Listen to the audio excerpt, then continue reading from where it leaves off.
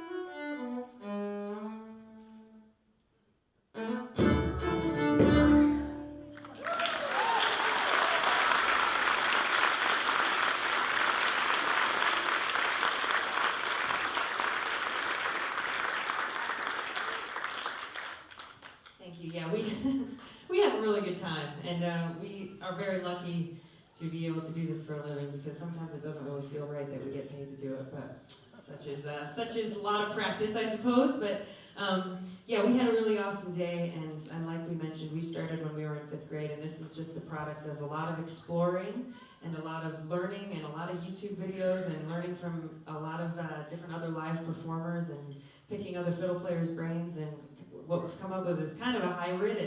It's Celtic, it's kind of American, it's a little old time. We're going to try and play a couple different styles for you tonight. A lot of it is original, but our message to these guys is that they already do something that is so unbelievably cool. Playing a string instrument is, and it's just one of the coolest things ever. And there's more than just sitting in an orchestra. And as much as we love that, we tell them we played all the way through school and loved it, classical music enough that we decided to get degrees in it. And we went on and studied in college and have music performance degrees, and still all classical music. And that's what we have to thank for why we're so comfortable on our instruments and why we have such a profound appreciation for music. But there is so much other stuff that can be done as well. And it was kind of our goal today to give them a taste of something a little different.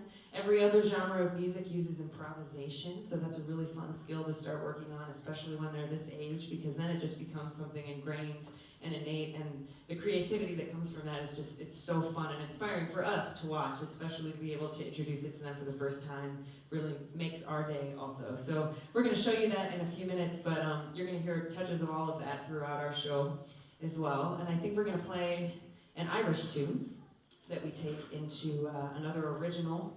This tune came about on the night before a music theory exam in that music degree I was mentioning. So we had to call it Sidetracked, noticeably, clearly. And then we actually agreed lately that we're pretty sure we're using this tune maybe a little more than we were using what was on that exam. So it all kind of worked out okay in the end. Yeah. Okay, and this tune is on the album that we have with us that will be out there afterwards. We'd love to give your student a high five and meet you. This is Drowsy Maggie into Sidetracked.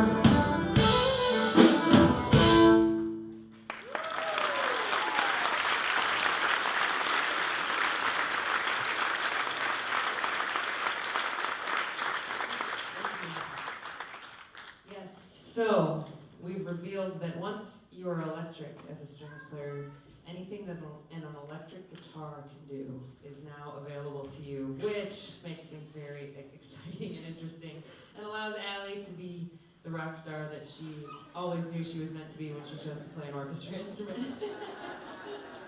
And we've liberated her from her chair, and yeah, it becomes a lot of fun, because there's a lot of loop pedals and lots of different things that become available.